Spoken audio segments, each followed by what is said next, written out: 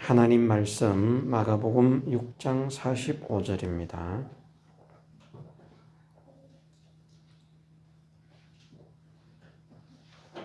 하나님 말씀 마가복음 6장 45절에서 52절 말씀입니다. 예수께서 즉시 제자들을 재촉하사 자기가 무리를 보내는 동안에 배 타고 앞서 건너편 벳세다로 가게 하시고 무리를 작별하신 후에 기도하러 산으로 가시다.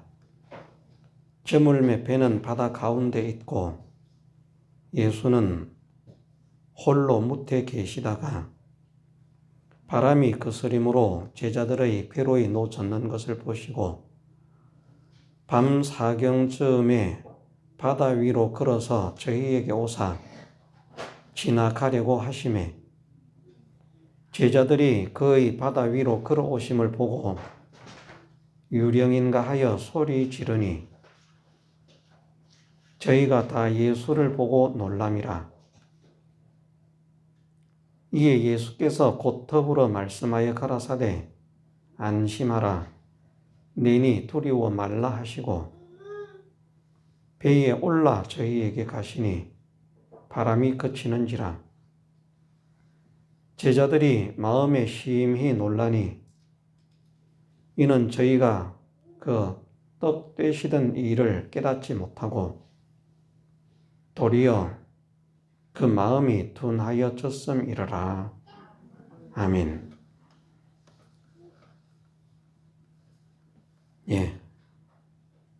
바다 위를 걸으시고 풍랑을 잔잔케 하신 주님의 이적의 역사를 또한 기록하고 우리에게 말씀하시고 있습니다.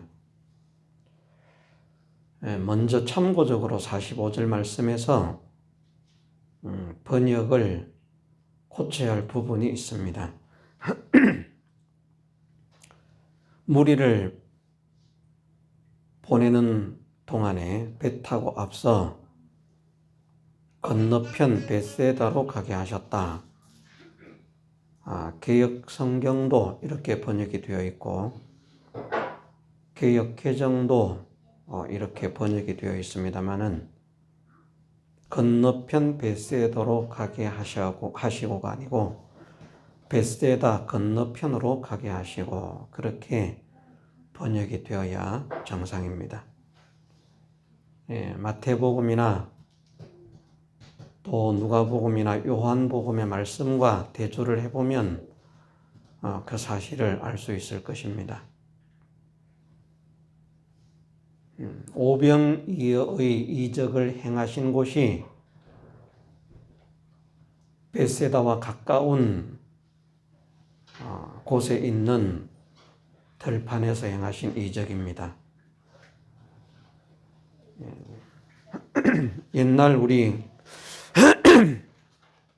주일학교 찬송에는 그게 주일학교 어린이 찬송이 맞는 것 같습니다만은 벳세다 들녘에서 보리떡 바친 그 아이 믿음 갖고 살게 하소서 그런 찬양을 했었는데 그게 맞는 찬양입니다.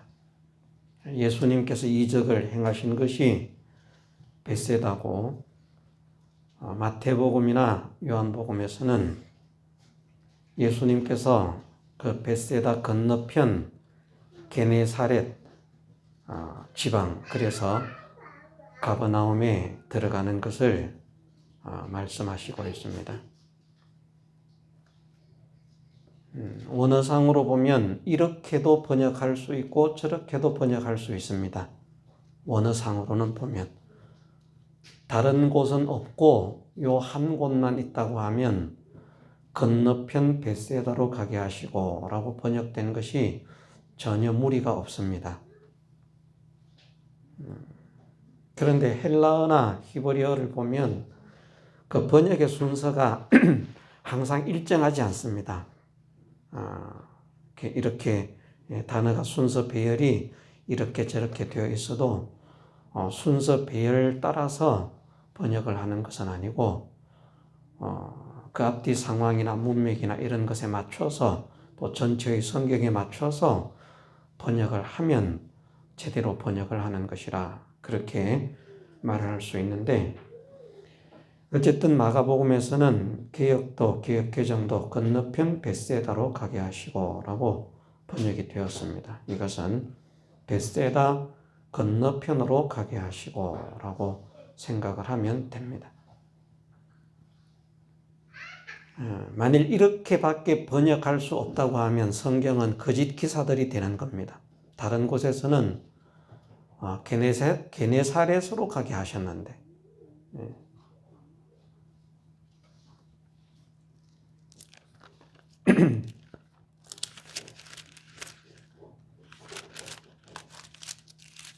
먼저 마태복음 14장을 보면,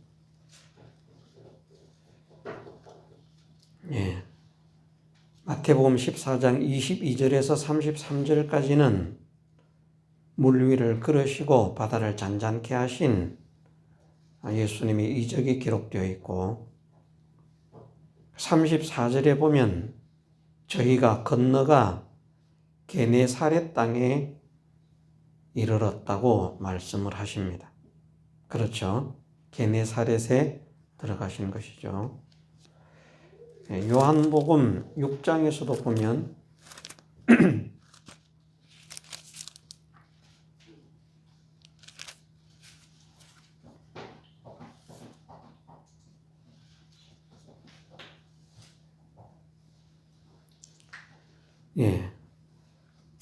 요한복음 6장에서도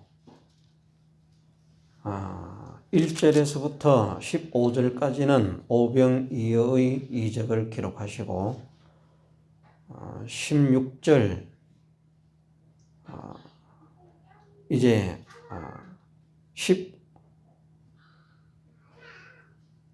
15절에서 보면 제자들을 보내시고 혼자 산으로 가셨는데 저물매 제자들이 바다에 내려가서 배를 타고 바다를 건너 가버나움으로 가는데, 그래서 오병이어의 이적을 행하고 제자들이 가는 곳은 벳세다가 아니고 가버나움입니다. 여기는 가버나움으로 가고 다른 곳에서 마태복음에서도 게네사렛 땅으로 갔다. 게네사렛 지역에 가버나움이 포함되어 있습니다. 갈릴리를 다른 말로 게네사렛이라 긴네렛이라 그렇게도 표현을 합니다만은 갈릴리 지방에 가버나움이 포함되어 있기 때문에 이 말씀이 맞는 것입니다. 그리고 누가복음에서는 어떻게 말씀을 하시는가 하면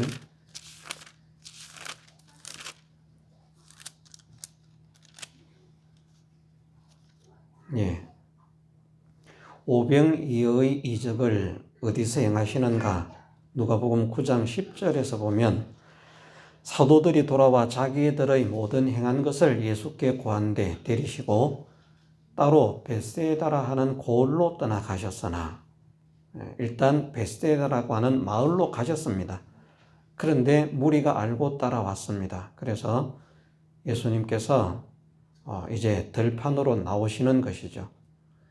무리가 알고 따라왔거늘 예수께서 저희를 영접하사 하나님 나라의 일을 이야기하시며 병 고칠 자들은 고치시더라. 날이 저물어가매 12 사도가 나와 여짜오되 무리를 보내어 두루 마을과 촌으로 가서 유하며 먹을 것을 얻게 하소서. 우리 있는 여기가 빈들이니이다. 예수께서 이르시되 너희가 먹을 것을 주어라 하시니 여짜오되 우리에게 떡 5개와 물고기 2마리 밖에는 없으니 이 모든 사람을 위하여 먹을 것을 사지 아니하고는 할 수 없었나이다 하였으니 이는 남자가 한 5,000명 되미르라. 그래서 여기에 보면 예수님께서 오병이어의 이적을 행하신 곳이 바로 벳세다입니다. 벳세다에서 이적을 행하셨기 때문에 건너편 벳세다로 가시게 하는 것이 아니고 지금 벳세다 근처 들녘 해변가에서 갈릴리 바닷가에서 제자들을 건너편 게네사렛 땅 가버나움으로 가게 하신 것이라. 그래서 건너편 벳세다가 아니고 벳세다 건너편이 맞다는 겁니다. 이런 것을 생각지 않으면 사람들이 성경 이거 거짓말이다. 벳세다에서 벳세다로 가게 했다고 하니까 오병이어의 이적을 행한 곳이 벳세다가 아닌데 벳세다라고 했다. 그렇게 말을 하든지 하여튼 이 반대가 되는 그런 말씀들을 생각하면서 성경의 기록이 정확치 않다는 것을 말할 것입니다. 원어상으로는 말씀을 드렸습니다만은 원어상으로는 번역을 건너편 벳세다라고 할 수도 있고요. 벳세다 건너편이라고 번역을 할 수도 있습니다. 그것은 상황에 따라서 맞게 번역하는 것이 옳다. 원어가 잘못된 것이 아니고 번역이 잘못된 것이라 하는 겁니다. 참고하시기 바랍니다. 네. 예수님께서 제자들을 먼저 배를 타고 바다를 건너가게 하시고 예수님은 홀로 산으로 가셔서 기도를 하고 계십니다. 그런데 이제 제자들이 배를 타고 가다가 바다에 풍랑이 일어서 괴롭게 노를 젓는 것을 보셨다라고 말씀을 하십니다. 일단 전후 사정은 제쳐놓고 우리도 삶을 살아가다가 보면 때로는 풍랑이 일어납니다. 환란이 일어납니다. 어려움이 닥칩니다. 역경의 풍파가 몰려옵니다. 그러나 우리는 그런 환경과 현실 속에서 두려워하는 사람이 되면 안 되고 하나님을 바라보고 의지하는 사람이 되라 하는 것을 배웠습니다. 본문에서도 보면 제자들이 바다에서 풍랑으로 인해서 괴로움을 당하고 있는 것을 예수님은 보고 계십니다. 안 보고 계시는 것이 아니라 보고 계시는 것이다. 사실은 예수님께서 물 위로 걸어오셔서 풍랑을 잠잠케 하시는 이적을 행하시기로 작정되어 있기 때문에 예정되어 있기 때문에 이렇게 진행이 되는 것입니다만은 만일 그런 예정 작정이 아니라고 하면 제자들이 그런 바다에서 괴로이 노를 젓다가 그 상황에서 회개하고 돌아서기만 하면 아시는 주님께서 그냥 오지 않으셨어도 그 풍랑을 잠잠케 하셨을 것입니다. 그런데 풍랑을 만나니까 회개가 되는 것이 아니라 그 풍랑으로 인한 염려, 걱정, 두려움 때문에 점점 주님을 잊어가는 것입니다. 제자들이 오병이어의 이적을 행한 그것만 생생하게 붙잡고 기억을 하고 있어도 이런 일은 일어나지 않았을 것이라고 말씀을 하십니다. 왜 이런 일이 닥치고 이렇게 되었는가? 이는 저희가 그 떡되시던 일을 깨닫지 못하고 도리어 그 마음이 둔하여졌음이로라. 참 우리가 얼마나 마음이 완악하고 강팍한지 모릅니다. 우리 마음이 얼마나 약하고 무딘지 모릅니다. 참 깨닫는 사람이 되면 복이 있는데 깨닫는 것도 둔하고 또 역사를 체험을 받아도 그것을 간직하는 마음도 약하고 우리가 신앙의 실패자가 되지 않으려고 하면 하나님께서 나에게 주신 은혜를 자꾸 생각하는 사람이 돼야 됩니다. 사실은 하나님을 믿으면 믿은 지 얼마 되지 않아서 크게 작게 하나님의 역사를 대부분 체험을 받습니다. 우리 교회의 입장에서 볼 때 초신자라고 하는 사람들, 주일날 예배를 잘 드리러 오지 못하는 그런 사람들도 보면 그분들이 믿음을 가지고 믿음 생활을 시작할 때 본인들의 입으로도 하나님께서 이렇게 은혜를 베풀어 주신다라고 하는 것을 고백할 만큼 체험을 받은 게 있습니다. 그런 것들을 간직하면서 살아야 되는데 그만 삶의 현장 속에서 그런 거 깡그리 다 잊어버리는 것입니다. 생각이 안 납니다. 그리고 그런 은혜는 지극히 작은 것으로 보여지고 지금 자기 앞에 닥친 삶의 문제는 진짜 죽고 사는 그런 문제가 달린 것처럼 중대한 문제, 급한 문제, 그렇게 생각이 되어집니다.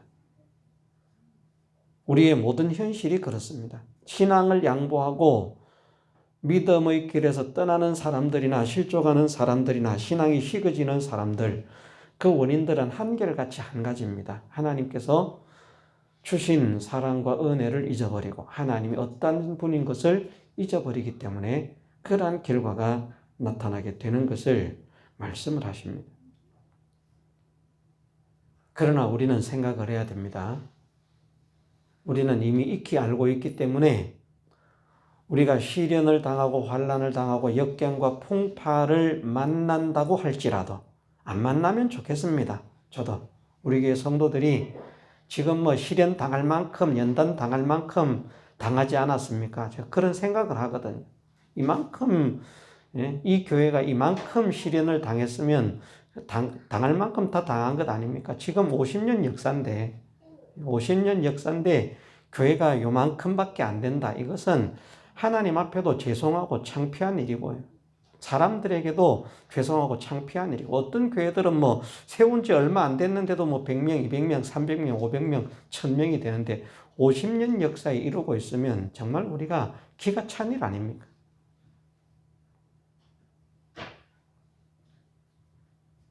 교회의 부흥과 성장도 힘들 만큼 힘들었다고 할 수 있지만 또 교회에 속해 있는 성도들의 삶도 참 풍파 많고 환난 많고 역경 많고 어려움 많은 그런 시절을 지나왔다고 생각을 합니다.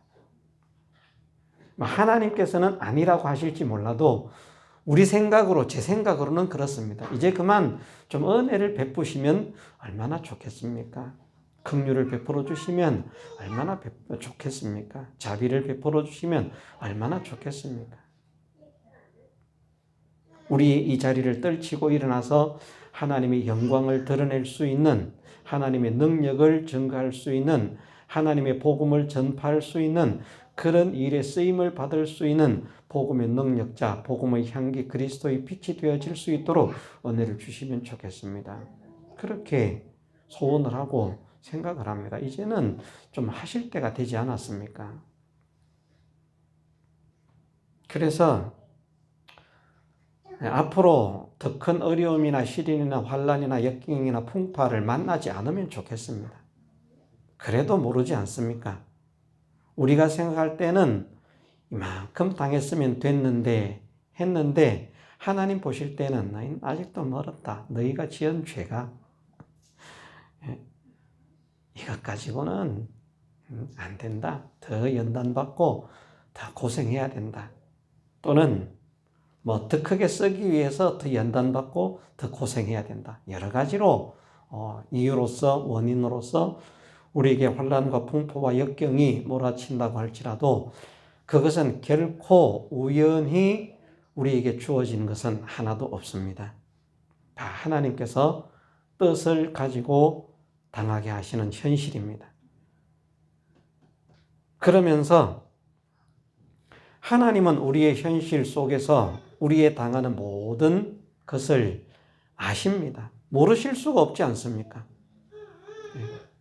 천지에 충만하신 분이신데, 나와 함께 계시고 내 안에 계신 분이신데 모를 리가 없습니다. 나보다 더 잘 아십니다. 그런데 우리는 어려움을 당하면 그런 생각을 하거든요. 하나님, 왜 나를 보시지 않습니까? 왜 모르십니까? 하나님 도대체 어디에서 무엇을 하십니까? 제발 좀 찾아와 주세요. 하나님 옆에 계시는데, 다 보고 계시는데, 도와주시려고, 손을 쓰시려고, 자, 내 손을 잡아라, 내밀고 계시는데, 그거는 못 보고, 그냥 하나님이 보시지 않는다. 그래도 그 정도만 해도 다행입니다. 하나님 왜 나를 돌아보시지 않으십니까? 왜 나를 외면하십니까? 왜 나를 돕지 않으십니까? 그렇게 하면서 하나님께 하소연을 하고 그런 정도라도 되면 그나마 다행입니다. 아예 그런 생각을 못하고 그냥 풍랑만 바라보는 제자들처럼 이젠 죽었다, 큰일 났다. 하나님이 계시냐 안 계시냐 이 생각만이라도 좀 해야 되는데 그것조차도 안 되고 이제 우리 죽었다, 큰일 났다. 어떻게 하면 살아날 수 있을까?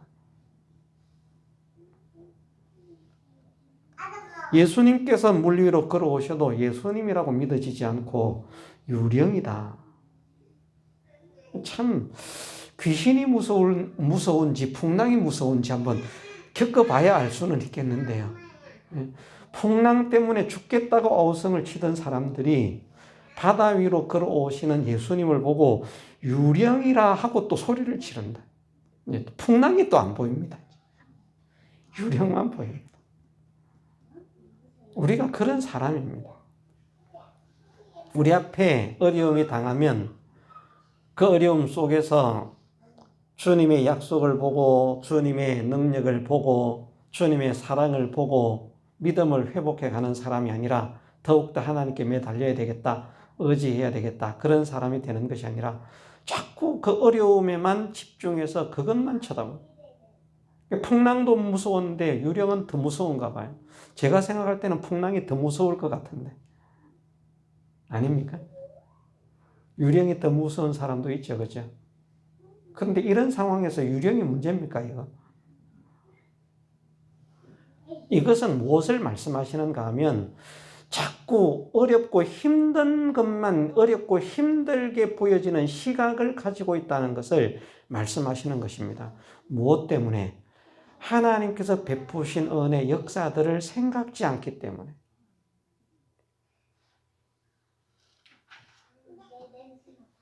우리는 일단 풍파와 환난과 역경, 어려움을 만나면 우리와 함께 하시는 하나님을 믿어야 되겠고요. 이 담대함을 가져야 됩니다. 여호수아에게도 이것을 얼마나 부탁을 하시고 이사야 선지자를 통해서 이스라엘 백성에게도 얼마나 말씀을 하십니까? 놀라지 마라, 떨지 마라, 두려워 말라. 내가 너와 함께 함이니라. 내가 너를 지켜줄 것이다. 나의 의로운 오른손으로 너를 붙들어 줄 것이다. 겁을 내지 마라. 근데 덜덜덜 떱니다. 이스라엘 백성은 떨다가 실패를 합니다. 여호수아는 어떻습니까? 두려움이 있습니다. 여호수아에게 두려운 마음이 없고 염려스러운 마음이 없고 걱정이 없고 떨림이 없다면 하나님께서 두려워하지 마라, 겁내지 마라, 떨지 마라, 놀라지 마라 말씀하실 필요가 없거든요. 여호수아에게 그런 마음이 잘 생겨진다는 것입니다. 믿음의 사람이지만. 그럴 때 하나님께서 말씀을 하시는 것입니다. 내가 너와 함께한다. 그런 생각을 해봅니다. 아마 저 가나안을 어떻게 점령을 할 수 있을까?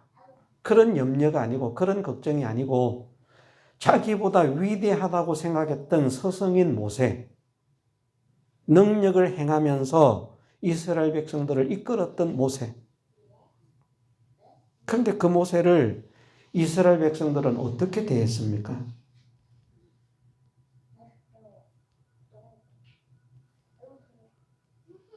모세를 통해서 어마어마한 능력의 역사들이 나타났잖아요. 그런데 그럴 때는 뭐 우리 지도자 최고, 하나님 종 최고, 모세 최고 이랬던 사람들이 조금 마음에 안 들면 그만 원망하고 불평하고 심지어 돌로 치려 하고요. 또 실제로 때리기도 하고요.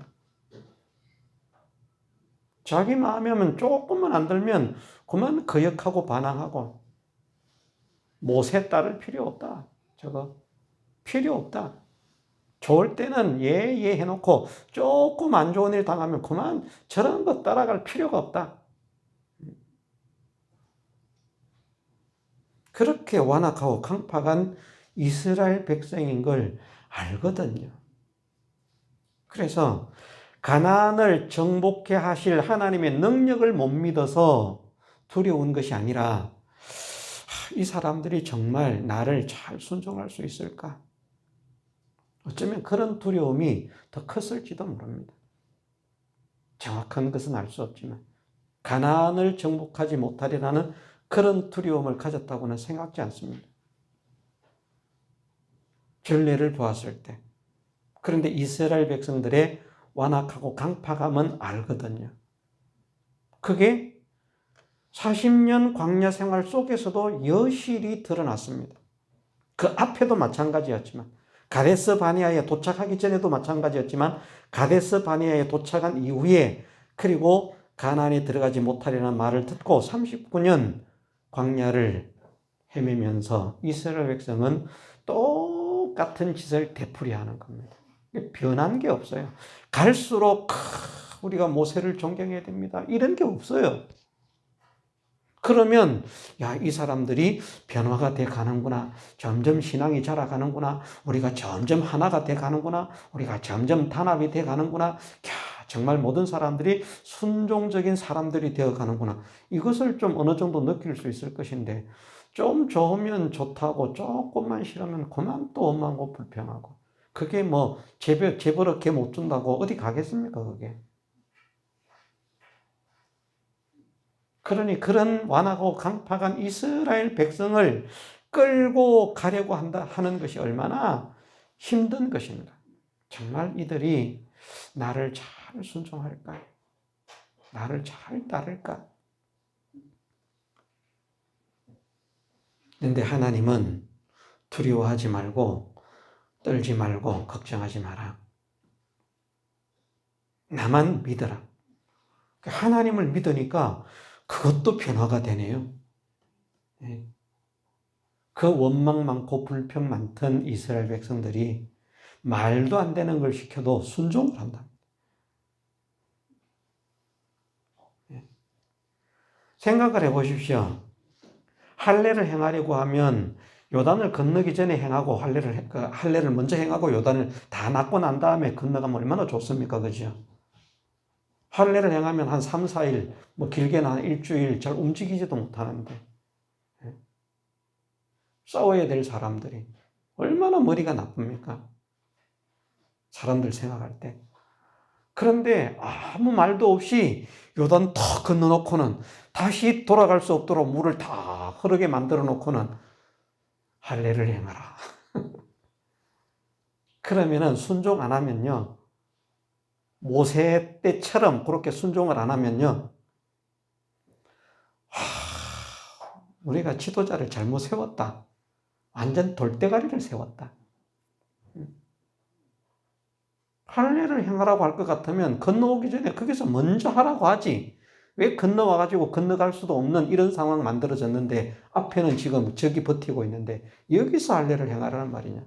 세겜성에서 있었던 그 일을 모른다는 말이냐. 그냥 난리가 날 거예요. 이스라엘 백성은 그럴 수밖에 없습니다. 그런데 잠잠해요. 왜 잠잠했겠습니까? 여호수아가 하나님 함께 하심을 믿으니까. 그 염려, 그 걱정하지 않아도 되도록 하나님께서 이스라엘 백성들의 마음을 사로잡아 주시는 거예요. 여리고성을 돕니다. 이거는 전투 방법이 맞아 죽으라고 하는 것 똑같은 전투 방법.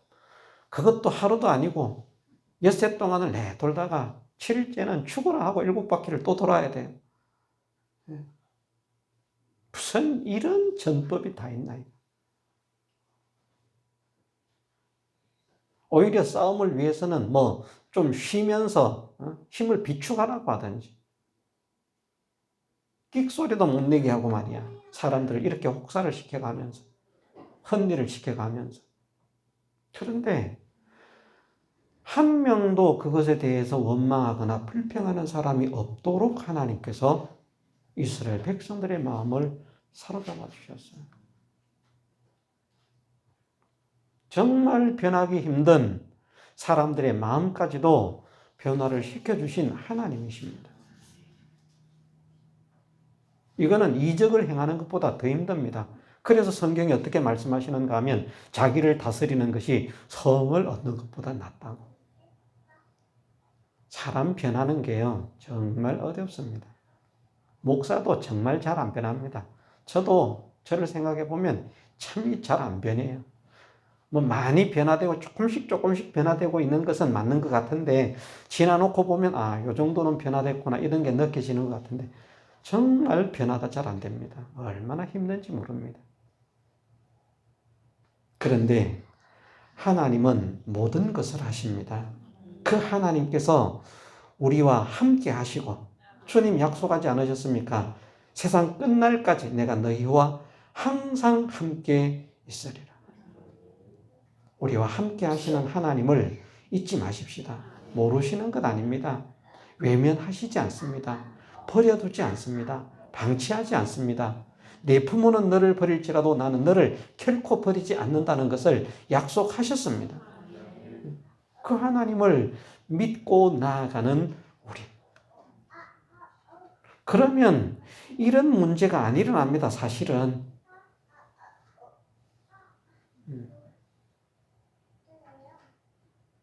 우리에게 이제 교훈을 하시기 위해서 이렇게 되도록 만드셨지만 만일 우리와 함께 하시는 하나님 주님께서 오병이어의 이적을 행하셨다.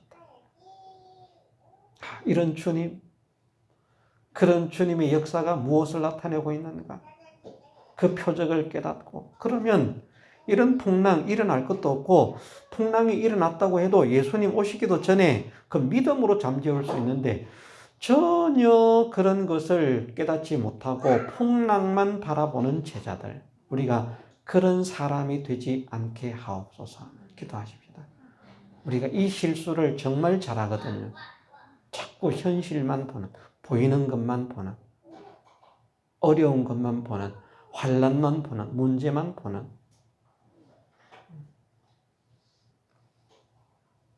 어떤 문제든지 어떤 환난이든지 하나님은 믿음의 자녀에게는 이유 없이 당하게 하시는 것은 하나도 없습니다. 죄 때문에 당하는 것이라면 회개하면 되고요. 연단을 위해서 당하는 것이라면 주님을 믿는 믿음으로 참고 견디면 그것보다 더 큰 역사가 일어나게 하시는 하나님의 은혜와 능력이 체험되어진다는 것을 말씀을 하십니다.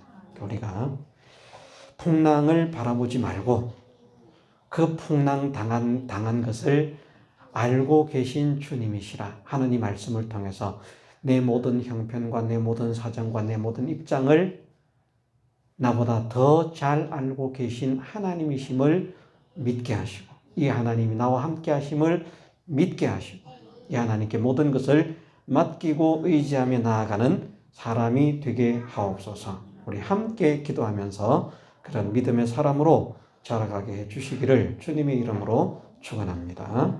다 같이 통성으로 기도드리겠습니다.